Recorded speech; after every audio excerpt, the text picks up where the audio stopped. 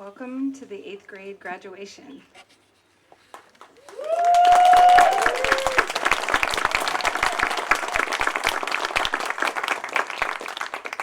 I'm grateful we get to be here in person. I also have tissues down here if anyone needs them. My name is Jody Grass and I'm the head of school. Before we get started, let's really just land here, take a moment to just take in what's about to happen and what's happening, and share a moment of silence.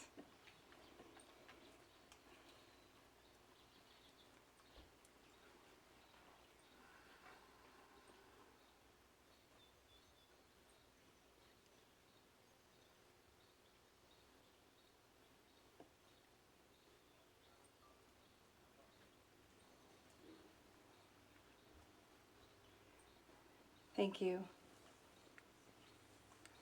I want to thank Mariana Schultz for volunteering to take photos today. So thank you, Mariana.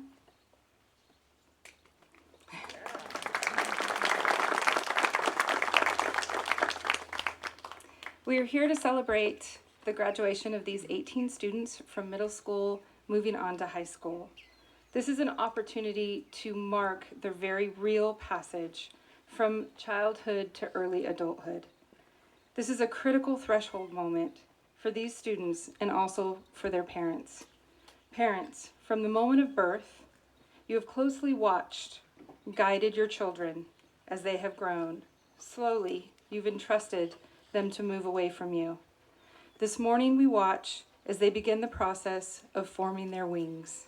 In just 4 short years, those wings will take flight. We have witnessed your children grow. We have read their written words in the forms of essays, vignettes, and poems. We've swayed and clapped as they played music on this very stage. We've marveled at their artwork.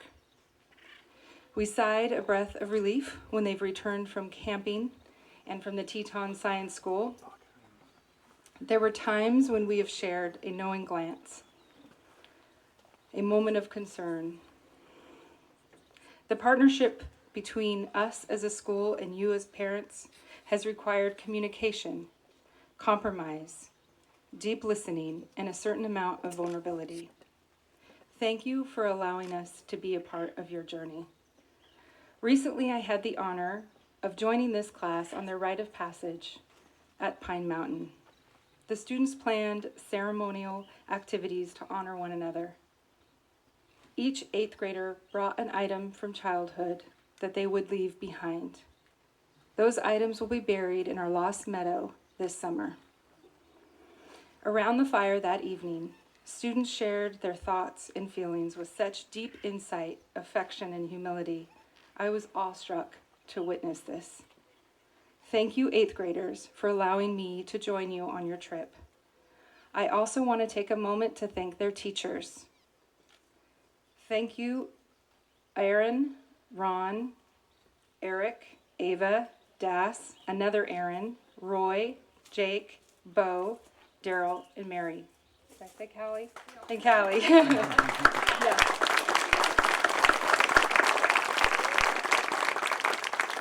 Now, we have 18 speeches to listen to, so let's get started.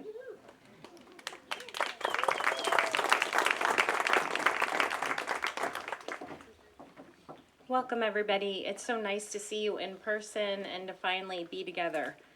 8th grade is a special year. Students are mastering essential skills for entering the world of high school. This year, students have grown not only academically, but in their ability to complete the task at hand, manage their time, and navigate and maneuver social relationships, all during COVID. And physically, they have changed before our very eyes. The 8th grade class is no longer a group of adolescents, but a group of young adults.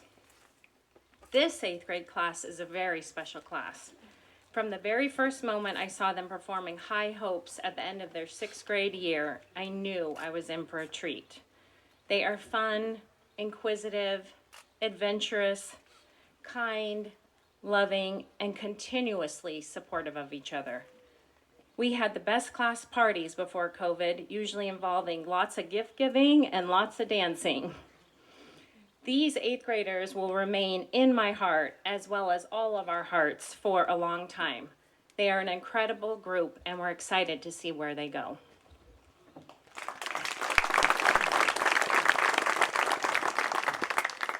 So it's with great pride that we take this time to honor the students in the 8th grade class of 2021.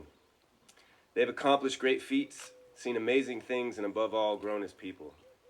This 8th grade class has been through something during their middle school years that'll define a generation. And we could, of course, speak of the hardship and the trauma that comes along with isolation during adolescence, a time when community means literally everything to a child. But I'm talking more about defining this generation by their flexibility and by their innovation, by the independence they were asked to show as we shifted learning back and forth during the year. And I believe that this adaptability and versatility in both learning and relationship building will come to be home here. Look, people always talk about how children are resilient. Y'all are more than resilient. You're groundbreaking. You've moved mountains, and I'm so proud of each and every one of you. Each year we choose some new and exciting way to bring students up to the stage. This year, we decided to use their own words. A few lines from the creative vignettes that they wrote about their own names. So it's with great pleasure that we introduce the first of the 8th graders of 2021 at Oak Grove School to share their thoughts.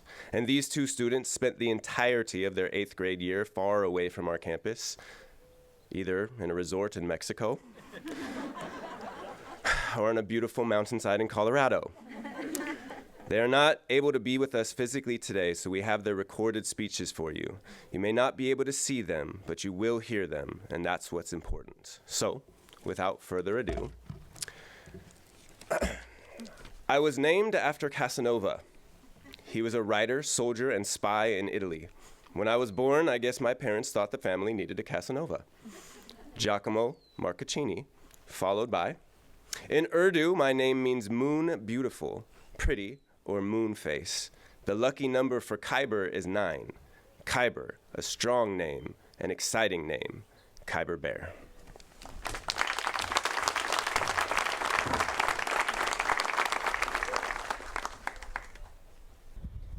Callie took my hand like a little kid and guided me into the water at El Capitan Beach. Callie and all of my classmates helped me know when I should go under the waves and how to go over them. After a while, Callie got out and she asked me if I felt okay staying in, and I was so relieved that I was finally comfortable being in the surf. Then we all tried riding an air mattress in the waves, and it was so thrilling, even though sometimes I slipped off and got pounded by the salty water. I didn't really like going into the ocean when I was a little kid, because I slipped into the water once and was smashed by a big wave, and I felt like I was drowning. Now I love the ocean. That day, I felt more comfortable with more confident with its waves. I can do more things out of my comfort zone because of all of you helped me push my boundaries that day in the sea. Hi, my name is Khyber, and I haven't always had a lot of confidence. I repeated 2nd grade because I had a hard time with reading. I have always had difficulty speaking my mind and explaining things clearly. And I used to be really shy. But shyness doesn't define a person. It's just the comfortability in the moment. And just like you all helped me learn to be comfortable in the waves, you also helped me learn to have confidence in my own voice. And this leads me to my most incredible experience at Oak Grove, something that had never happened to me before. Last year, I read to the entire class a very personal essay about a hard time in my life. In the middle of it, I started to cry. I tried to hold back my tears, and instead of people staring at me in silence, they snapped for me. Aaron said that in poetry, when someone is reading a poem or a piece of writing and they are having a hard time, you snap to show them that you are there and that you are with them. Just like when you all helped me in the waves, you guys comforted me and told me I didn't have to read the rest, but I still did. This made me feel like I belong, like I could speak my mind freely and be supported, and not feel judged. I have attended Oak Grove School for 2 years, and I have been working online since the end of 7th grade and through 8th grade, meaning I have only been on campus for about 7 months. But even remote, Oak Grove has made me feel included as much as possible, even though I am at 10,000 feet on the side of a mountain. Oak Grove. It's not just a school with the classic serious teachers with a big apple on their wooden desk and students lined in rows, stuck inside, only able to look at the dust, shiver and dance on the window shades. It's a school where you can find your voice and you feel comfortable either in the waves or standing in front of all of you, reading a very embarrassing, hurtful story that happened to me. Aaron always shares memories that happened to him when he was about our age. Next year, I will be attending Stanford Online High School. But I know that my incredible memories from Oak Grove are memories I will take with me everywhere and will never ever forget.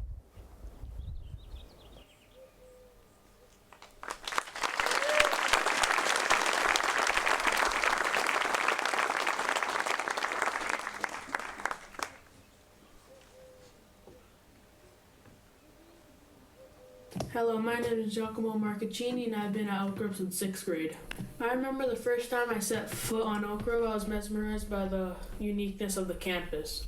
I also remember how nice the students and staff were to me even though I just met them. I am super thankful for all the memories Oak Grove has provided me over the years, even though I've been on a screen from Mexico via Zoom this year.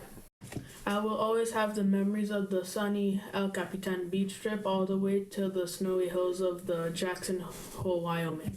The best part of the Wyoming trip was the beautiful scenery and landscape and the multitude of animals. Some of the animals I saw were mountain lions, elk, rabbits, bighorn sheep, moose, bald eagles, bison, and wolves. The coolest things about this trip were the long cabins, the museums, and the sled ride through the elk refugee pulled by large horses. The El Capitan trip offered me an opportunity to ice skate with my friends, and we were also able to play games at the beach with the high schoolers. These trips gave me confidence to myself to try new things. I will use this trust and confidence throughout my high school experience and throughout life. I am a bit nervous, but I'm excited for a new challenge that is high school. I do want to thank Oak Grove, the ever-changing place that's been my home during middle school. To every one of my friends that are graduating this year, I wish you the best of luck.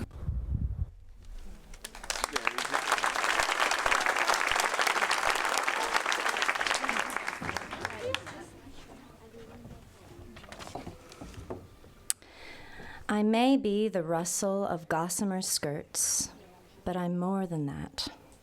I'm the sun and the moon. I'm the tears running through the dusting of dirt on your cheeks. I'm wild and comfortable and loud and unique. Abby Flagan.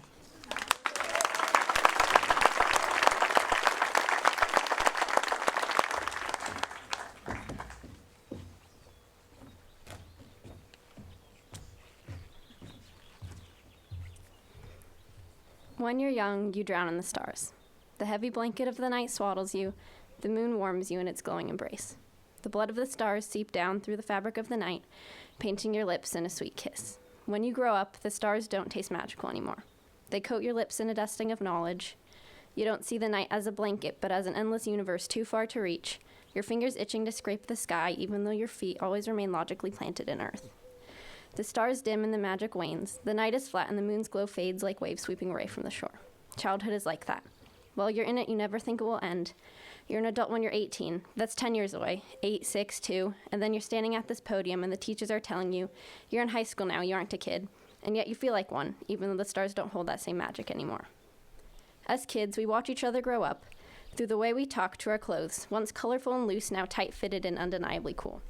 We hear each other grow up, in the words left in the wake of a bleeding pen. We see everyone grow, and yet we hold on to that youth, our fingers digging into the bark of that single small branch, the only one holding us over the brink of tomorrow. Maybe I should let go, maybe I should hold on tighter, maybe I should do both or neither, because I guess that's what it means to be a teenager.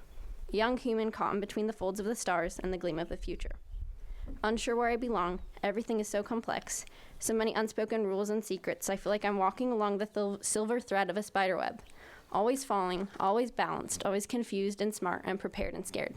This place is a break from that web, an island between 11 and 14, two numbers so close they can hear each other's breath, and so far they may as well be galaxies apart. This place has let me feel it all, I feel it all and I write it down. Through the friendships and the tears, I wrote it down. Through the surgeries and the sickness, I wrote it down. Every word peers into my head, mirrors my thoughts, and shouts with my voice. A writer's voice is the most important thing, and yet it's the hardest to find. I tried to imitate what I liked, that's how you form an art style, but it turns out it doesn't work the same way with writing. When I came here, I had a voice in my head. It would shine through in simple words or phrases, but it didn't beat in the pulse of every sentence. It didn't come together to weave a tapestry or blend together to flow like a song. I had stories swimming in my mind, begging to be released. Aaron helped me break that dam, and then my words were a tidal wave. They couldn't stop, I couldn't stop writing. To be honest, I don't have a clear idea of what I want to do with myself.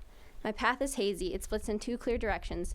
Another future option swims off in the distance. The first is the tried and true, the future that's been my first answer and my always answer. I want to tell stories. The second path is new, less definite and undetermined. I want to help sick kids like my nurses helped me. The third is likely, but it isn't promised. It's the thing I may find, the thing that's tattooed on my heart and whispered in my mind the first second before sleep. I might not know what I want to do when I grow up. I might not even know how or when I will be grown up. The only thing I know is that this school has helped me decide on one thing, that even if my voice falls on unwilling ears, I'm never going to stop writing.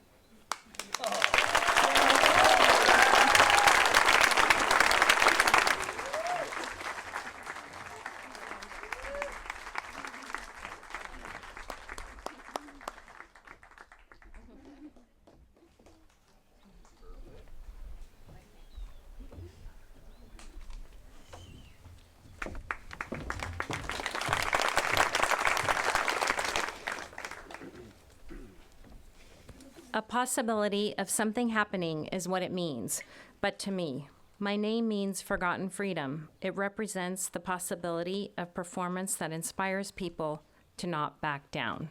Chance Leandro.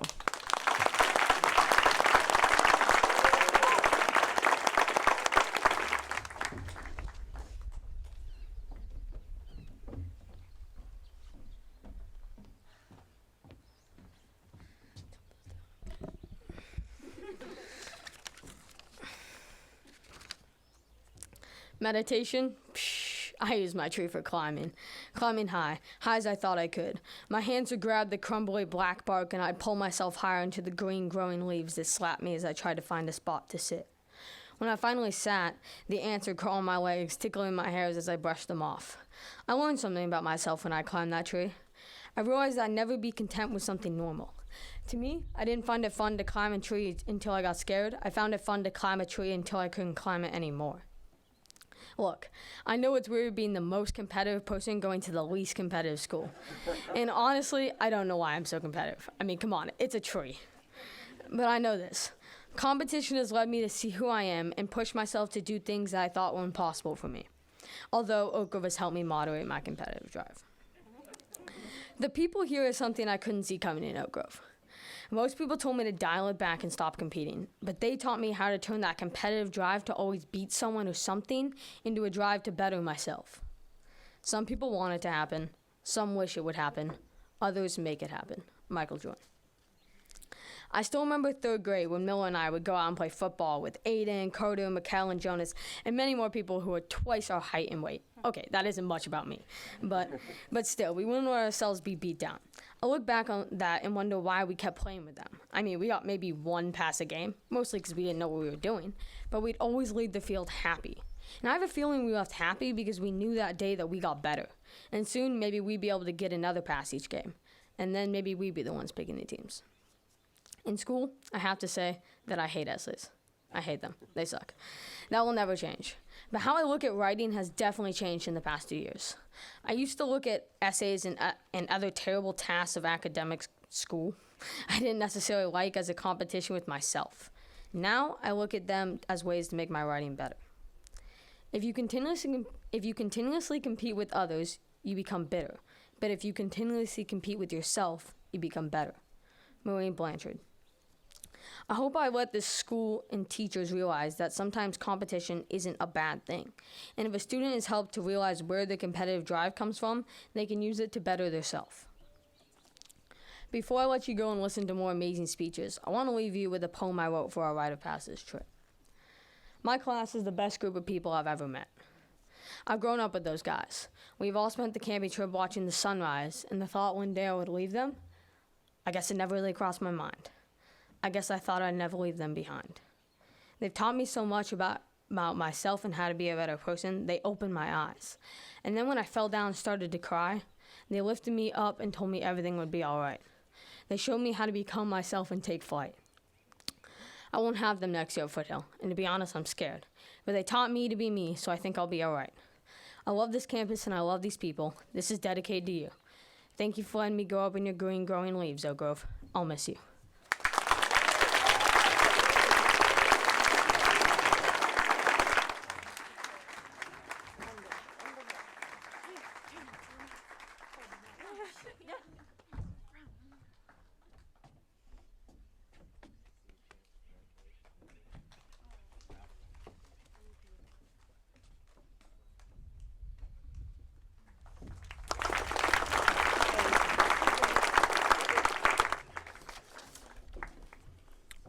My name is Evan. It means young warrior. When I say my name, I feel the warmth inside, just like a sunny day at the beach. Evan Peck.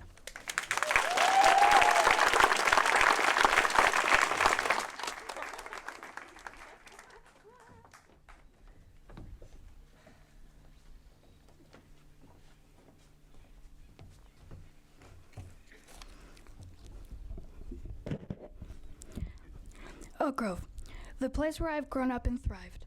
It has been my home for 6 years, where I've opened up my relationship to others and to nature and to myself. One of the many special memories I have is learning to be able to nurture my relationship to my classmates. In 2nd grade, as a way to resolve our conflicts, we would sit in a peace circle and talk through our differences. It was a peaceful way to resolve problems, which made it so that I could talk freely to the classmates and also learn to listen to different points of view. What always surprised me is the next day we would have a closer bond than that day before. That is why I love this beautiful place. I was able to develop my relationship with my teachers. I can trust the teachers and be free to explain my thinking and be able to join in a debate with Aaron or ask for help when I need it. I also learned how to connect deeply with nature. For example, in 5th grade, I was instructed to sit with a tree and read poems to it. At first it felt strange, but that was the start of the bond to all things nature. Over time, I was able to see trees not as objects, but as living beings that I worked with every day. When I was little at the Low playground as a 2nd grader, I was scared to jump off the 4-foot ledge at the playground. I remember thinking to myself, come on, you can do it. 1, 2, 3, jump. And I jumped. I found a sense of relief and confidence through the years. That same confidence that pushed me to jump that gap has only gone stronger in my life. When I reflect back through the years, I can still see that little boy, scared of change but embracing it with open arms. My relationship to myself has really matured through the years, and now I'm at the biggest change yet, high school. As Tom Cruise once said, I'm passionate about learning and I'm passionate about life, and Oak Grove has been both those things. It has pushed me to be a better person and to always listen to the other side of the story. And I thank you for what you have done for me, and what you do for many other kids in the future. I'm excited for high school next year at Oak Grove, and I feel ready and willing to take this step. I'm excited to meet new people and teachers, and you will always be my home. and a happy place in my heart. And that, I believe, is the true meaning of this school. Thank you.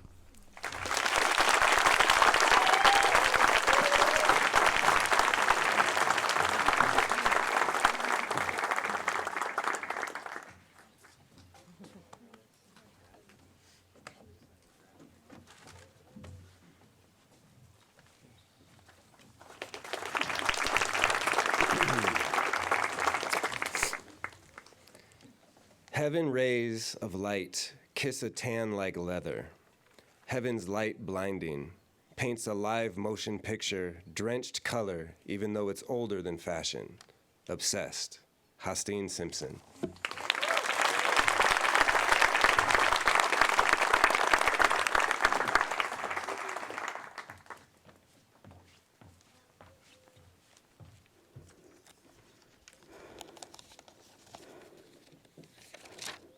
I could talk about how great the school is, but I really don't want to sound like a sappy advertisement. I could also talk about some great child memories, but I'd rather instead tell you about some funny moments that stuck with me throughout the years. I've always liked school, but why I think it's clearer than crystal, I like it because of the opportunity to host with people that I might actually enjoy having interaction with. Now for some funny moments.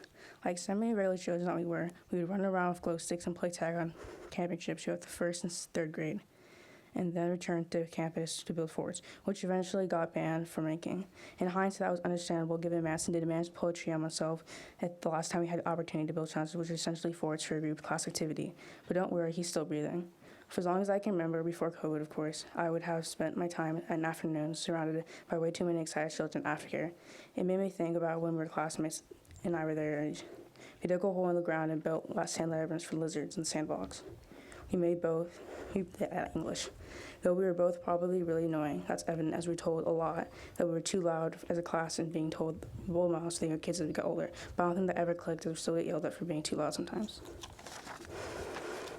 Over summer or just in my spare time, during the after school year and English, wow. Over summer or just in my spare time, the school year, if just I'm curious with my curiosity, I'd go research it. The topic would often be the field of science.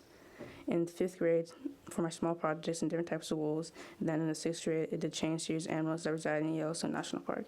And in 7th grade, I researched Smilodon, and in the 8th grade, I did my Into the Wild project focused on prehistoric and fauna and flora in South Central California over the last 40 million years. I think it interested me researching history and life science will carry on and be very useful in the future. Speaking of which, I'm not looking forward to high school because I don't know what to expect, nor am I excited. I just don't do that.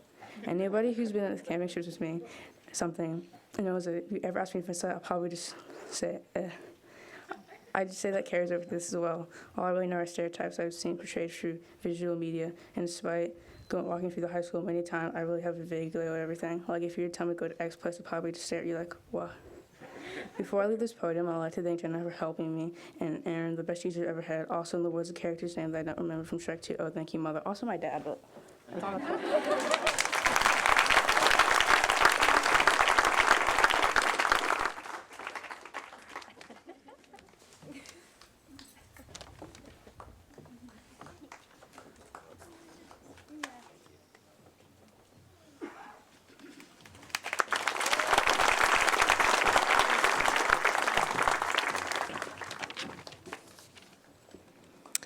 My name is Cherry Red, dark and mysterious. But it is not the pastel or neon colors that match my personality. Michael Cook.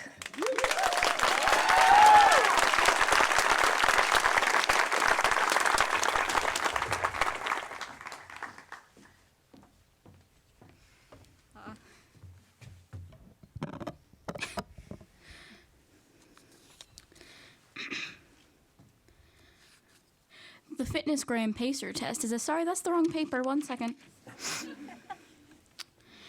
Problems can be big or small. The solutions may be minor or trickier to find, but they always have you encounter something that will make you change. Through my time here, I have come across problems that made me change in one way or another. And when I say this, I don't mean your body is changing, and that's okay. I don't want to talk about that, and you, frankly, should not hear that from a teen. Anyways, back to change. No need to change the subject. Don't let change scare you. Change helps you grow and evolve, helps you become stronger and see a new light and learn. Some people don't like change, but you need to embrace change if the alternative is a disaster. Elon Musk. The first big change I went through is when I started going here. Going to a new school was tough. I had to change areas, find new habits, meet new people. I knew basically no one and never spoke unless spoken to. I was, to say the least, intimidated. It was difficult and scary, but at the same time, relieving. I no longer had to worry about the old problems at my old school. I could start anew. I also got to change as a person. I got to be more open and more me. When I got here, I was able to meet new people, people who understood me and what I like. Ornosh Nukafe, someone from Sims 4. Another one, the biggest change I went through is probably quite obvious. But it was the transition from being associated with the pronouns she and her to the ones he, him, and they, them. If you met me before I realized this, you would at first think, this kid really likes to play make-believe games. Then you would think, oh wow, they really like to play make-believe games. Then, man, it's kind of odd that this kid's characters are only ever male characters. And then, on the other hand, with all the male or gender non-specific nicknames I would use. Whew. So, I wasn't the most normal kid, you could say. Then, when I did realize it and told people, there were quite a few. Yeah, I knows. But when I told the school, they were all so accepting and helpful. All the things they had, my dad name changed. And teachers changed, and were always so helpful. I honestly couldn't see it going better. Sorry, that's not even funny, it's just an inside joke. And now for the future, and how we're going to look forward to it. Let's be honest, one of the scariest changes is growing up. I know people will say, I'm looking forward to the new faces I meet, or the new changes up ahead. But truly, we're all scared to grow up, scared to get bigger responsibilities, and that's the hardest change of them all. But I would say I'm excited to see myself grow and change, excited to see the bright young man I will grow up to be. So you see, changes can be overwhelming, but we all have to jump that hurdle, or in the wise words of Bruno Mars, jump in the Cadillac. And if you heard, and if it's hard and you need to change and grow to move past it, don't be too scared for a little or even big change. Who knows? Maybe you'll come back stronger and more ready for the next challenges you face. And remember, never use a pencil with 2 erasers. It's just pointless.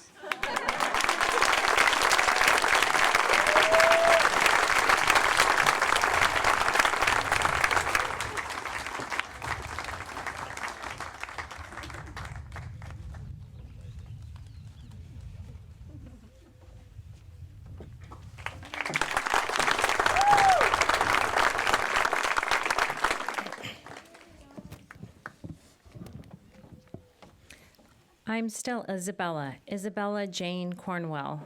My name is as strong as hardened cement. Breakable, yes, but hasn't met a force that can break it yet.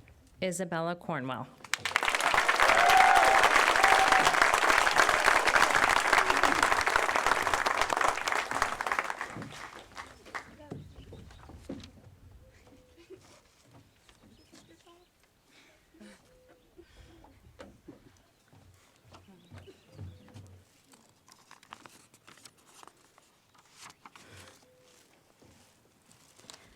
Most people here are going to talk about the past, and we all know we're moving towards the future. But for me, I live in the present. Let's start with the past, though. Milkweed, running, jumping, monkey bars. Those dang monkey bars. This is my past. That was the first time I came to visit kindergarten.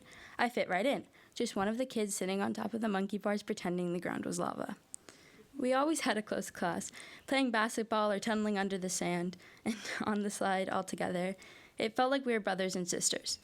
Even when people came in later through the years, we played and we laughed and we fought like siblings. When I was younger, the start of high school seemed so far away. But when I did think about it, I thought about all of my class going through together. That's not exactly what's happening. Some of the people I never thought would leave are leaving. Don't get me wrong, I'm really excited for them, but it's kind of like an end of an era. You never realize how much you treasured the present until you have to move on to the future. Not for that future, but I promise. The future has always been an abyss of knowledge. You don't know exactly how your future is going to go because you don't have a choice to plan it. You can't color code your future. Sometimes your future is something you don't want to face. I never wanted to face my future of actually growing up. My future has always been a mess. I never thought when I was 10 my future would be to have my house burned down or to my brother to get sick. But nevertheless, here we are, growing up. The next step is high school, and then after that is college. Sometimes I think people look too far in the future. They get caught up in the what if and want to be. My goal is to not look for the future. In the wise words of Love Joy, one day I'll focus on the future. For now, I'm not afraid of the future. I just want to live in the present time. I want to live here and now with my friends, to play on the monkey bars, because the present is just somewhere you can be. Most of all, in the present, I'm here with my Oak Grove family. Sitting here. Let's be honest, I wouldn't have been able to make it through what I've gone through in these past few years if I didn't have somebody holding my hand. And that person has always been Dahlia. I would have never met Dahlia if on that faithful day of kindergarten I hadn't gone over to those dang monkey bars. Unlike Lemamberg, that's for you Over fans out there, it was meant to be. So thank you, Oak Grove. I'm not done with you. I'm just moving on to the next chapter. I'm ready when you are. It's time for high school. I'm not sure if I'm ready yet, but I'm going to give it my best.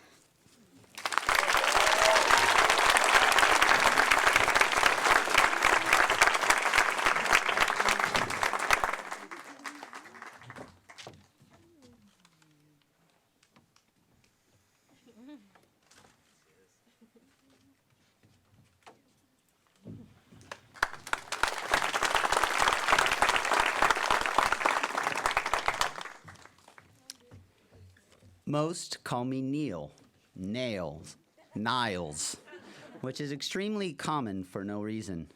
If I had a quarter for every time someone called me Niles, I would have approximately $14.75. Nile Bentz.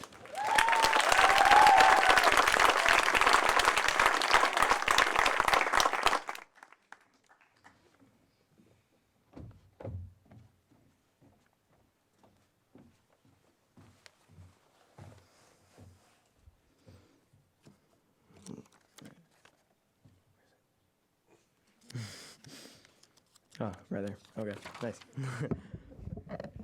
I've always been told that home is where the heart is. Well, if the heart is building forts out of sticks and branches, or getting sprayed by a hose after a long day in the sun, or watching everyone go and do the same activity for break every day for weeks until they eventually get bored of it, then Oak Grove is definitely home to me. When I first came to Oak Grove, I was immediately impressed with the massive campus with the giant yard. I was also confused at first with the much more fluid structure of classes, but I grew to love it.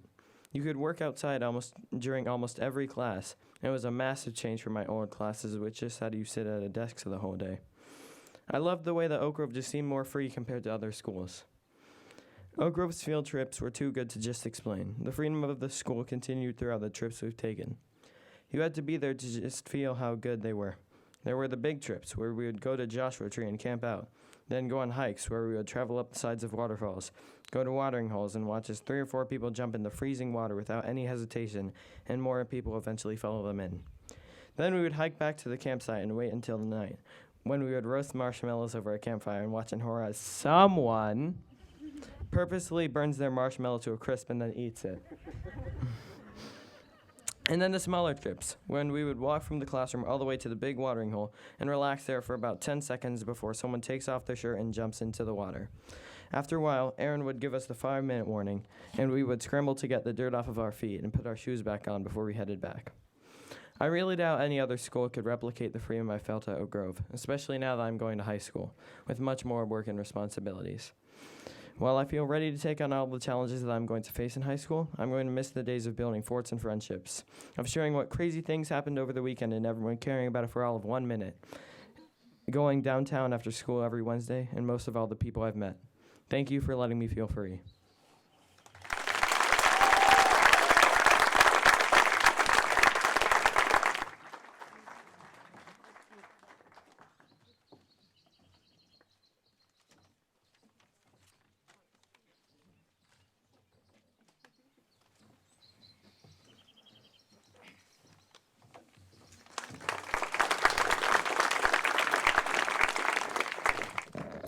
If you haven't done so already, take a second to silence your phones.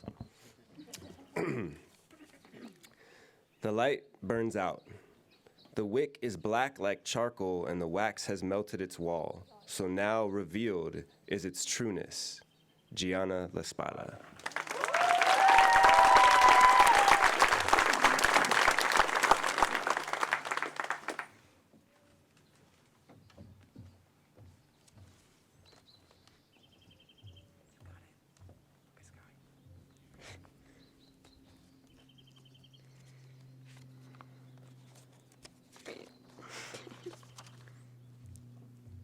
For I am worthy, unknown. On behalf of myself, this year I have evolved. To say I am flawless is absurd because we are taught none is perfect. But I am different than I was. Before this year, my first at Oak Grove, I was lost in a sea of people at a large school. Now I don't, or at least don't have the ability, to sink into the hallways crowded with fake smiles, and that's normal. I'm not able to hide at lunch in the back corner of the library, watching the same people through the same gap in those books, and sometimes that's hard. The first day I met my soon-to-be classmates, I had my doubts. I was so nervous I didn't want to go. I thought it may have been a mistake, that I was accepted. For how could I be so nervous if this was something good? For me, being nervous is not unusual. Here, they had already met. Abby, the one friend I knew, wasn't there, and I felt alone. If I were to go into immense detail, you would hear about how Michael heroically came over, grabbed me by the arm, and dragged me to sit with them. But quite honestly, I don't remember much. I remember the beach, texting Abby, and hiding in the shadow of my oversized hoodie. Danielle, along with the others, tried to start a conversation, but I just nodded. After we left, I wondered why. Why did they care enough to talk to me? Where I was used to fake smiles and laughing whispers hidden behind the backs of our fellow peers. I knew it was different here, but I couldn't imagine how much my life would change. These people, but this place, has shown me what friendship truly should be. They have helped me come out of my shell. Most of the time, that is. Because seriously, I am just repeatedly telling myself I'm not giving a speech because maybe that will help. Anyway, I have always been a bit jealous of those whose friendships were so real and genuinely lasted. Like I said, I was only used to fake. In the few months I have known these weirdos, I have grown to love them. I have never felt I could trust someone and so many so much. I could list all my memories, like our heated soccer games at our non-competitive school, or tarot cards in the middle of a forest on Pine Mountain, but quite honestly, I'm ready to get down from here. Earlier I said I evolved. Well, I have.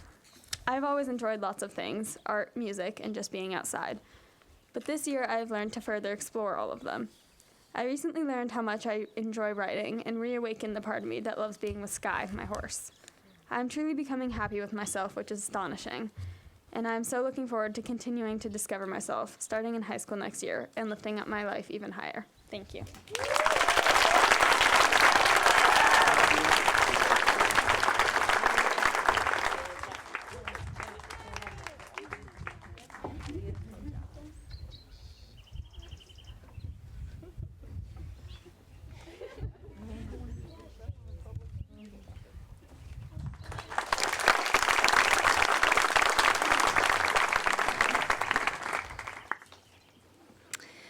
My name means saint, glowing yellow saint or war green, wet, brown mud with footprints in it, true to Ireland and true to me. Killian Doherty.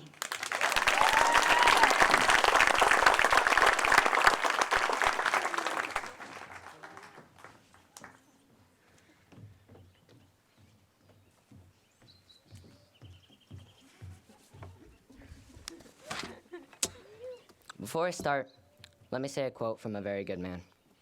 I've always wanted to be a giant space crab. Gabe Knoll, CEO and co-founder of Valve. My name is Killian, and I'm different. I tend to follow my own rules. And sometimes that doesn't work out for me that well. But most of the time it does, because thanks to my friends, my family, and this place, I built a moral understanding of what's right and wrong. Up until 4th grade, being different meant that kids ignored me and didn't understand me. It felt like teachers tried to help, but ended up not being able to because they also didn't understand me. I found I started to grow a voice in my own head to talk to since nobody else would. Now that I'm about to graduate middle school, I still talk to myself sometimes. But I have found friends that understand me and my quirks. So that voice has dimmed and been replaced with a family. This family I found here supports me through and through. All my random humor, and no matter how out there I am, they will always be there for me. Like I said, following my own rules doesn't always work out that well. Once in 5th grade, me and Niall were in the same tent on our school camping trip to Joshua Tree. We were both told, do not bring food in the tent. So, we did. And we went on a hike, but when we got back, I saw a hole the size of a raccoon or rat, and our food was all over the tent. Smelled like bad milk and apples. Niall helped me get a new tent and put it up, and we both learned that sometimes rules are actually there for a reason. Laying my own path has its perks as well. One day, I was talking to my good friend Evan Wing. We were both needing a little extra cash and trying to figure out a way to get it. I had lots of bad ideas, except for one. We could wash cars. So we planned, and boom, $20 a truck, 10 for a normal car. I got the supplies, and Evan's idea to do it in his neighborhood was great. We made about 50 the first day, and by the end I had about 120 or so. But what's important is me and Evan were doing something for ourselves, and no one was going to stop us. Being able to think for myself and trying out my own ideas are something you don't just practice at Oak Grove, but I learned to do them in my outside life. So what does the future hold for someone like me who follows their own rules?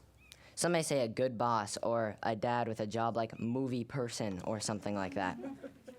But I don't know or even need to know what the future has in store for me.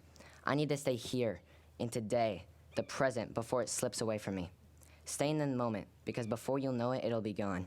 As one of the smartest and coolest people once said, goodbye and thank you. That was me. I said that. So goodbye and thank you.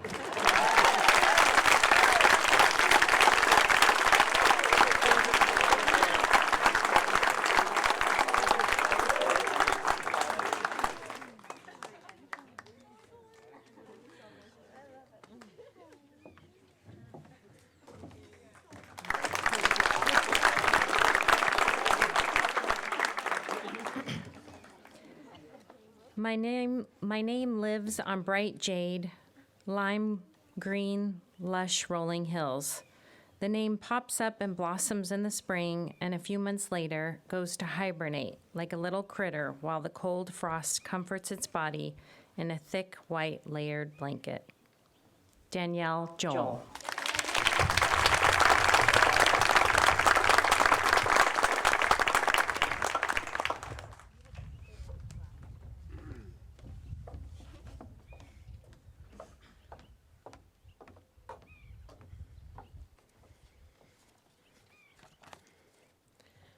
We are like dried paint on a canvas, still, bright, and detailed. You can look at it for only too long before it starts to crack and slowly fade away.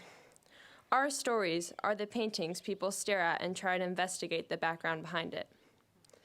Each of our paintings are different, but we all at least have one color in common.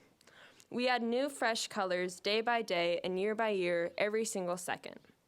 My first stroke was in 5th grade, when my hand tightly glided across the blue silky water. It was like my own personal painting. The blue brush strokes going up and down representing the new discovered swimming side of my life. Starting off small and progressively getting bigger and bolder as I started to improve my swimming skills. It takes one stroke at a time. The words of my coach would sink into my head in the middle of practice as I was about to start my next set. It takes one stroke, one step, one glide. Focus on the now and not as what to come. I would try and not think of the pain that would come later in the practice and how I would try my hardest to survive it. Think of the pull, the technique, what will make you faster and better. My brain would repeat this thought over and over again. This was not just my unusual thinking, spelling out words, but it is a way I've started to look at my life. I'm now wanting to make every stroke count. As my blue wave sits smack in the middle of my own canvas, blank white surrounds the edges. There's a little bit of purple sitting up at the top of the canvas representing my 3rd grade year. Fun, new, joyful, but mostly wonderless. 4th grade rolls in right under the purple where I'm introduced to my first stroke of responsibility, being a big buddy. It felt like a tangy orange, exciting with some fear thrown into the mix. I had to watch and play with a little kid while being one myself. The tangy orange eventually bleeds into my 5th grade blue Silky Wave. The edges of the orange and the blue touch, but the orange stays in its place quietly, letting the streak of boldness flow into its own rhythm. 6th grade year was silver. I had begun finding my true friends along with my new passions that randomly popped out at me like a jack-in-the-box. I was officially a best friend and a swimmer. That was my title. It did not feel like first place, if I'm going to be honest. I never thought of myself as a main character. So I wore the 2nd place silver medal around my neck all of 6th grade. The bright red of my 7th and 8th grade year knocked hard on the silver that sat right on top of it. First year of junior high. It'd be hard, they said. More homework, less time to play outside. More stress will start to pile on top of you. If that was true, 7th and 8th grade would be a rotting brown stuck in the corner. That year, I got the chance to witness everyone else's painting. Some deeper than others with different colors I've never seen before. The red of my middle school years held the weight of the majestic purple and the tangy orange that laid blissfully on top of the blue streak. I am sad to leave all of it behind, but ready to move forward. As you walk down the path today, you will notice a bundle of photos that my peers and I have all gathered together. These pictures show my time growing up as a kid and who my amazing mother and father raised me to be. Next to my poster would have been the painting I just described to you all, and you would have got to see it if I haven't forgotten it at home. And from this day forward, I will keep trying and pushing to take bigger strokes as long as it will take me. I can't wait to start my next blank canvas.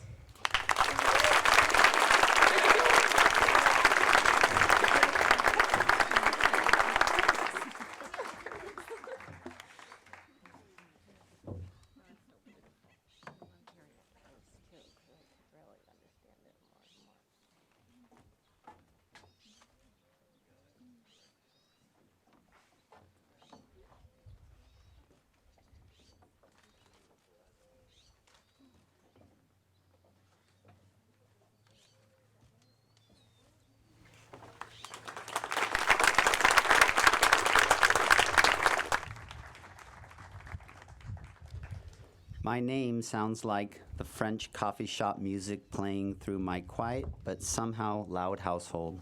My name is the feeling of sadness when I fall out of the climbing tree. Matson Bailey.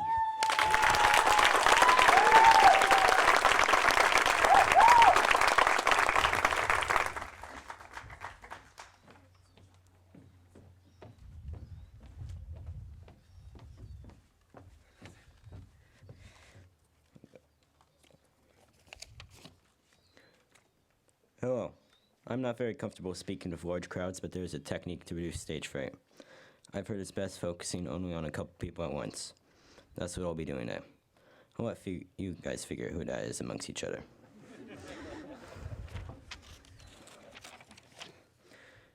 Oak Grove has been an important place for me over the past 13 years. Everyone attending and teaching has acted like my family, with some members moving away and some members staying.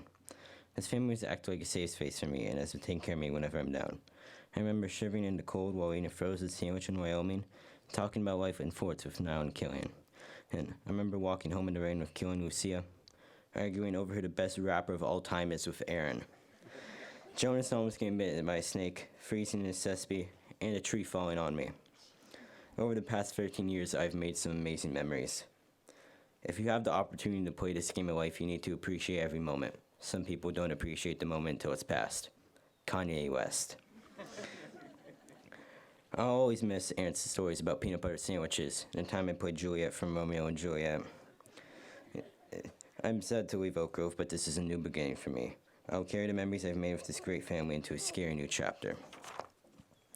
The older I get, the less I care about what's cool, and I realize I'm old and weird. Aesop Rock. I entered Mommy and Me class as a toddler that could not count to 3, and the thought of 365 days in a year was so out of my mind I did not believe it. Now I am a teenager moving on to a new chapter in my life. I thank Oak Grove for that. Oak Grove has made me the person I am today. Creativity, how I think, and the way I talk to people. Most importantly, Oak Grove has made me a caring and open-minded individual who puts his friends and family ahead of him. I'd like to thank Lila, Dad, Dines, Grandbeth, and Foots for teaching me what I should do in life, and Mom for always watching over me. And of course, my friends who have made me laugh along this way, and Killian, who begged to be mentioned.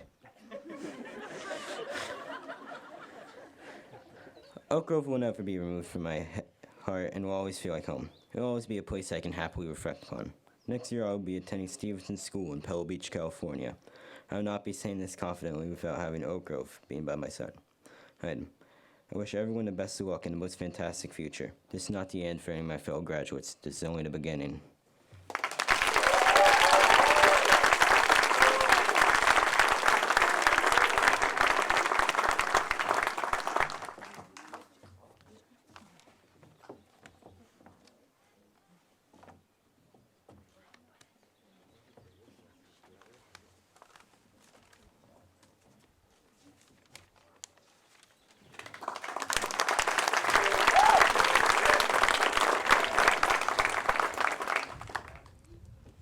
People often ask if my name is in fact a nickname. No, it's not. And no, you can't call me Katie. It tastes almost bitter when I'm called something that doesn't belong to me. Kate Lyons.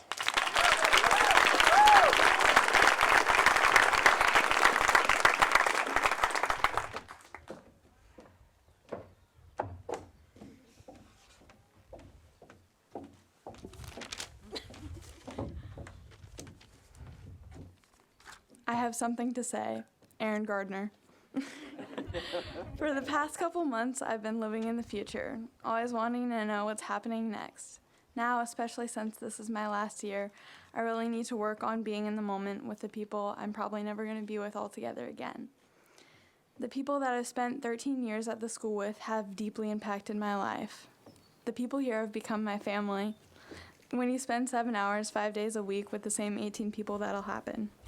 People have come and gone and come back again, but our class has always remained generally the same. I realize that we go through things together in our own way, sort of like a mildly dysfunctional family. That's what we are. We will protect each other like no one else. It's because of what we've gone through together, building those infamous bonds over years or sometimes months. Some of the bonds I've made will last a lifetime, and I've promised to keep in touch. Even though our class is splitting up this year, nothing can take away those memories that will last a lifetime. The camping trips hold the most meaningful memories, from our most recent trip in Pine Mountain, where we cried in each other's arms reading around the campfire, all the way back to kindergarten, when we slept with our families on the soccer field, giggling at the silliness of childhood. I've always hated change, which is surprising since I have decided to leave Oak Grove for high school. When I was young, I assumed I would spend my life here with my classmates. My plan was to go minutes away to Nordhoff, but a couple months ago, my parents surprised us with the news that we might be moving to Canada.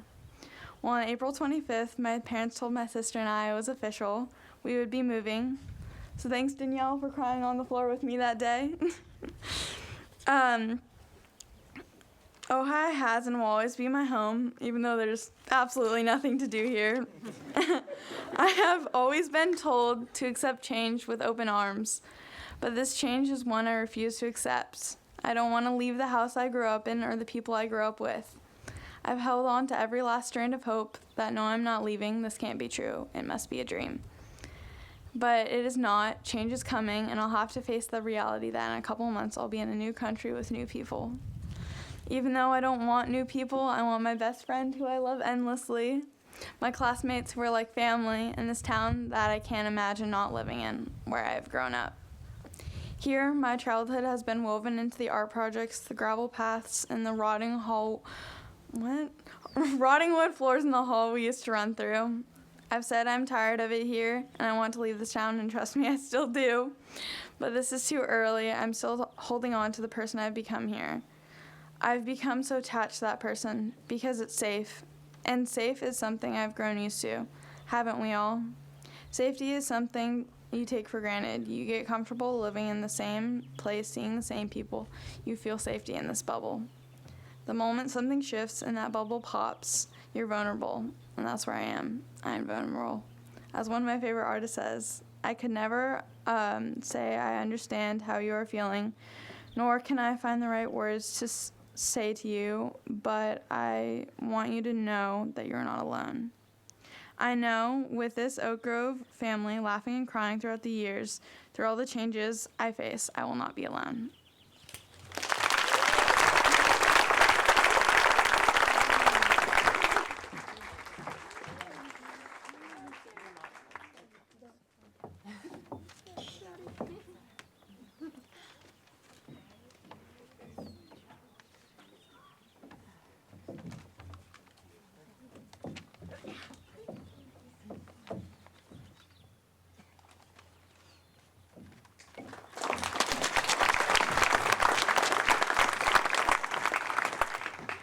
I definitely should have listened to these when they were practicing, because now I'm crying. A name of butterflies in the meadows, whistling wind in eucalyptus, love. My name is no longer the same. It's now all of these things, the eucalyptus, the butterflies, peace. Evan Wing.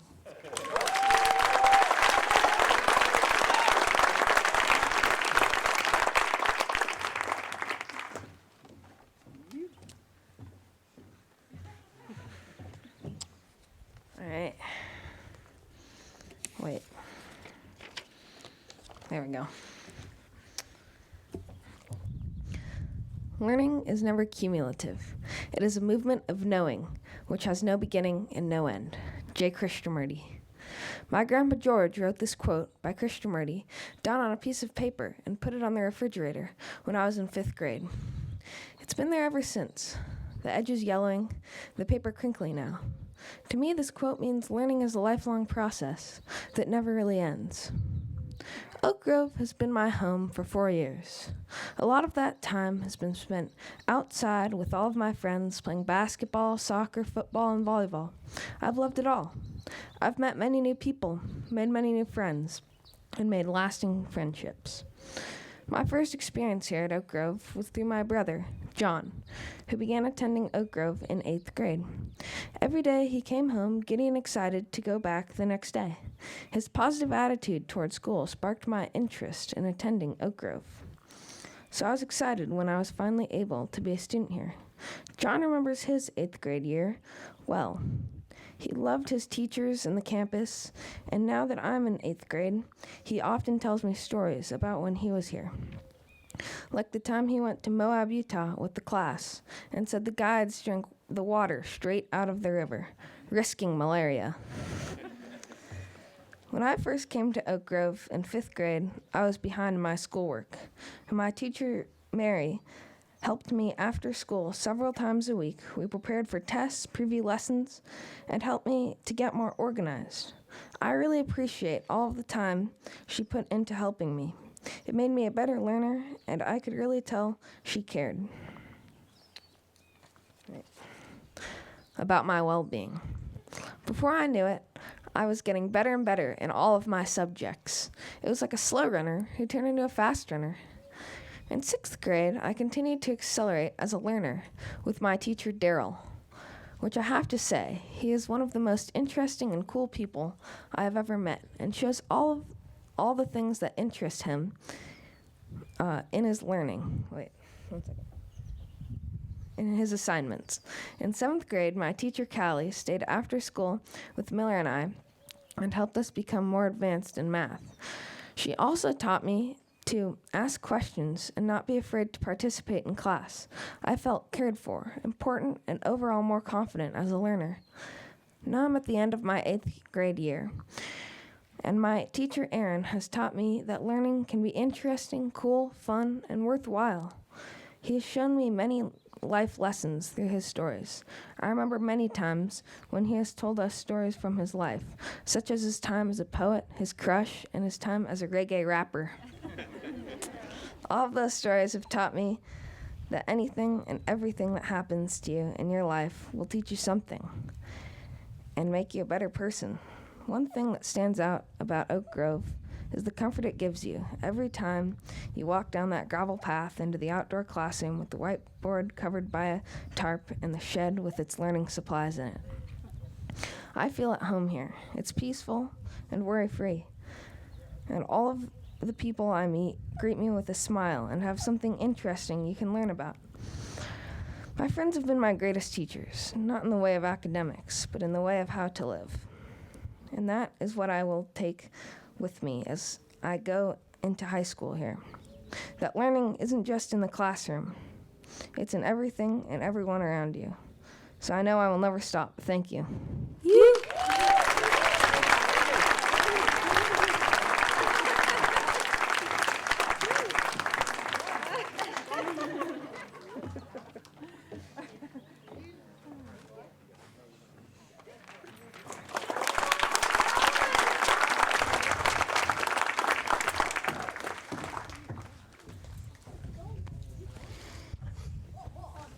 My name reminds me of my life. Sunburned backs at the beaches of Ventura, the smell of sunscreen when we're getting ready to leave. I don't mind Miller time jokes because it's Miller time all the time. Miller Cornell.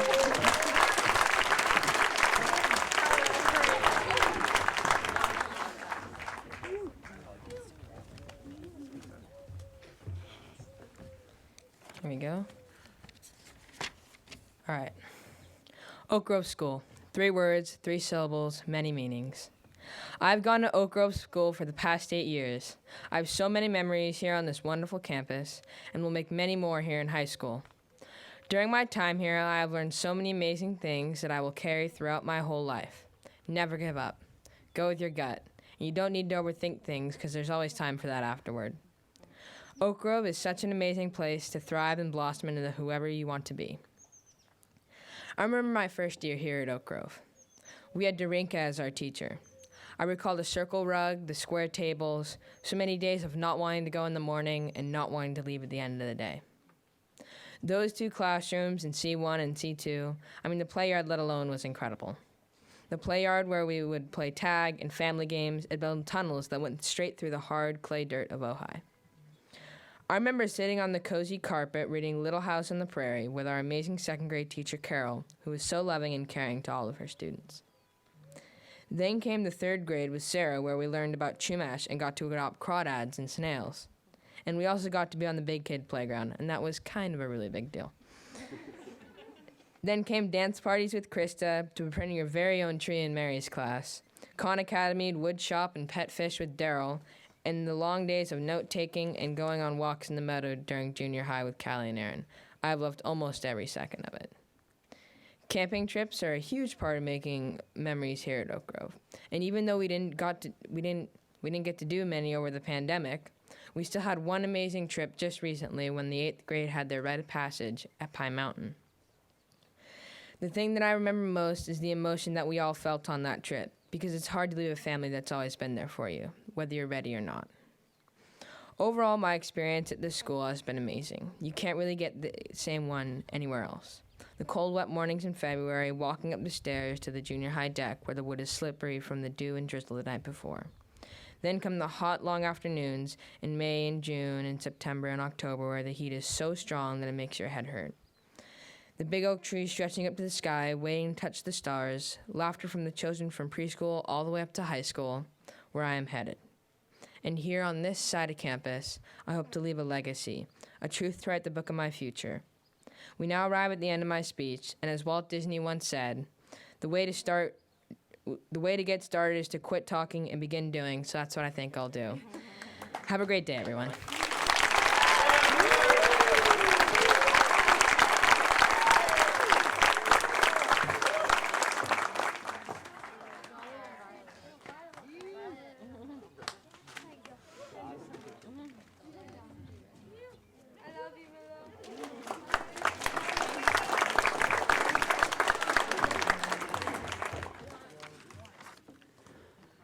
My name has no history, beginning but not ending with me. A flower germinates in a patch of empty soil, tended to by a small girl who lives nearby, called away for dinner by a distant voice. Violet McMurray.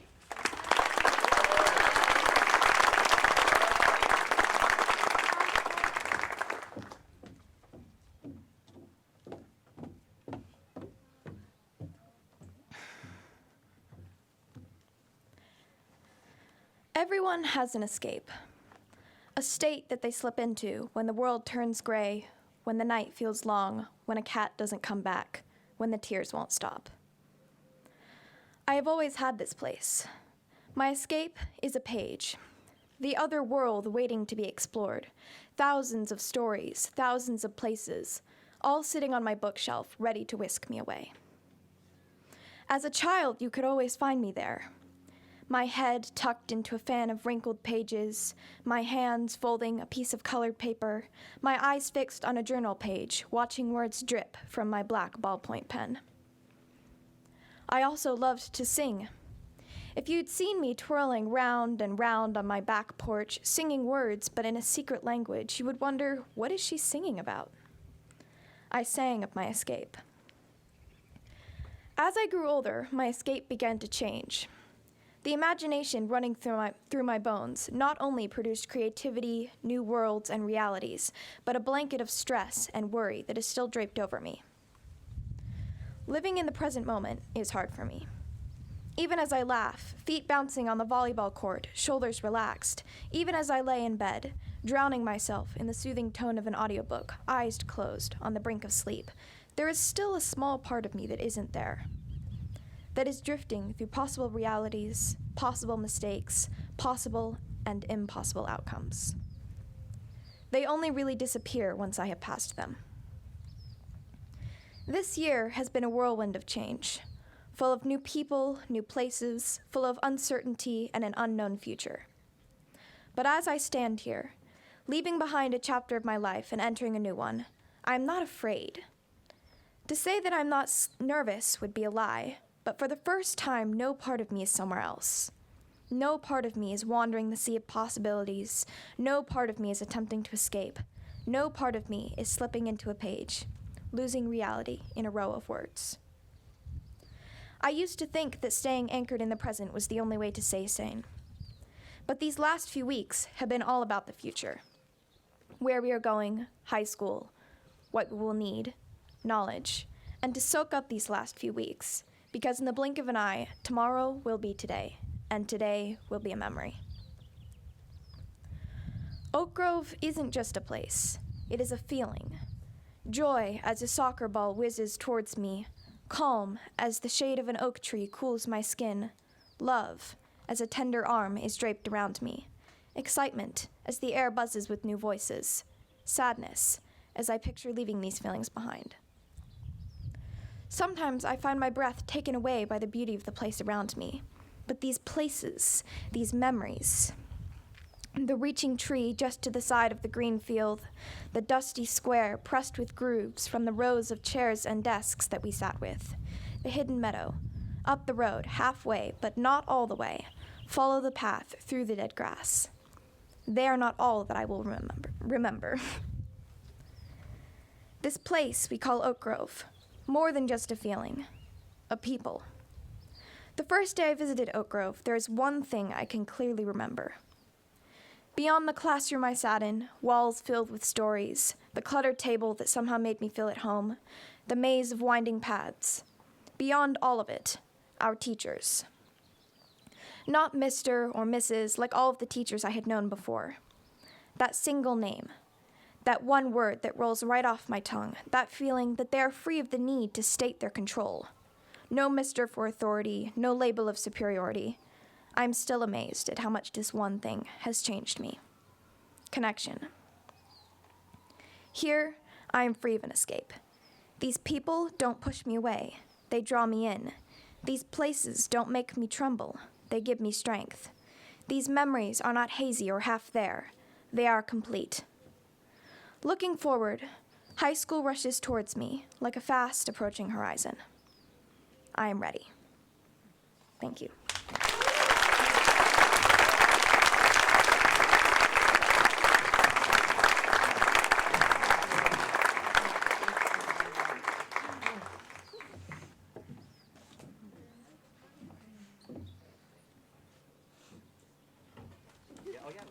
Got it. Got it.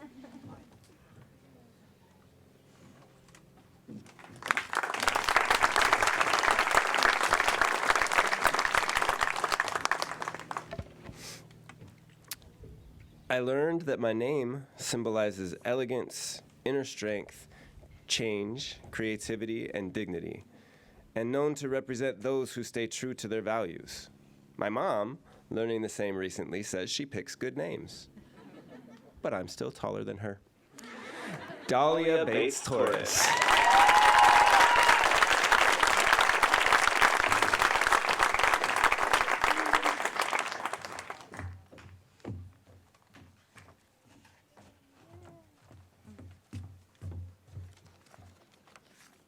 Walk to the rock with 2 blue handprints, then sprint to aftercare without slipping on the gravel path. Hi, my name is Dahlia, and I've been at the school for 11 long years. But it feels like yesterday I was just sitting in the first grade classroom drinking tea with my friends and learning how to add numbers together with plastic blocks, or running back and forth through to the baby oak tree at least 1,000 times a day, and now this morning there I was running back and forth through my house getting ready to read this speech. I've been here for so long that I've made friends many years older than me and many years younger than me. Just the other day, walking out of the hidden meadow, making sure my little buddy Willow would look both ways at the small tarmac road. "Are you going to be my forever buddy?" she asked. Only it was time to tell her that while we wouldn't be buddies forever, I would be her forever friend, and I believe that. People aren't the only things we are taught to make connections with at Oak Grove. For example, there are the trees. Yes, the trees, the things that you think to provide you shade. Before we started reading these speeches, Aaron was talking to us about how before officially reading them, we would have to read them to a tree multiple times. Then Chance had the audacity to blurt out, "Can I read it to my tree?" Let me tell you, that wasn't the only time Chance asked that. But that's the connection, the part where you feel like one of the campus trees is literally yours after spending Mary's 5th grade year talking to it. Connections like sunsets on the beach, childhood memories floating away in the wisps of wind of distant laughter, the strong waves of new experiences crashing over me. There could be a fish swimming under me. It's okay. Just the connection, laying on my back alone with myself in this home that we are slowly killing. I've learned to make these connections here, and I want to do something about it. As I leave this side of campus where I spent all my last 8 years with thousands of memories, I will only go a few steps away. I'd like to leave those friends that won't be continuing on to Oak Grove with a quote from the movie Nomadland. I don't ever say a final goodbye. I always just say I'll see you down the road, and I do. Mom, I'm taller than you, by the way.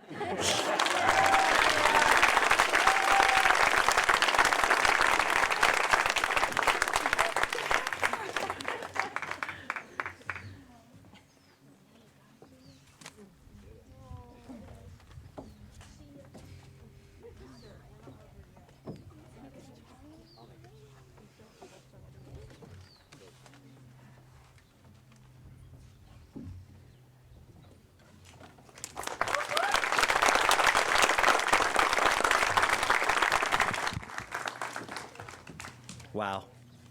Let's give it up one more time for the families and friends that made this all.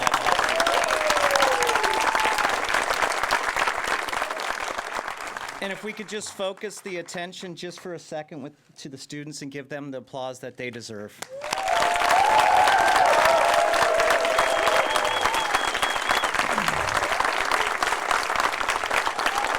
We will have a small walk down memory lane right here to a small little some refreshments for you to take advantage of. But more importantly, today is a very special day also. We have these beautiful graduates up here, but we also have a birthday. 14 years ago from today, Chance was born. Thank you, Ken and Carol. So before I give, if we can sing happy birthday, and then we'll honor them in style. But I just had to do it. I just couldn't resist. So 1, 2, 3, ready, begin. Happy birthday to you. Happy birthday to you. Happy birthday, dear Chance. Happy birthday to you. All right, with great pleasure. I introduce to you the 8th grade class of 2021.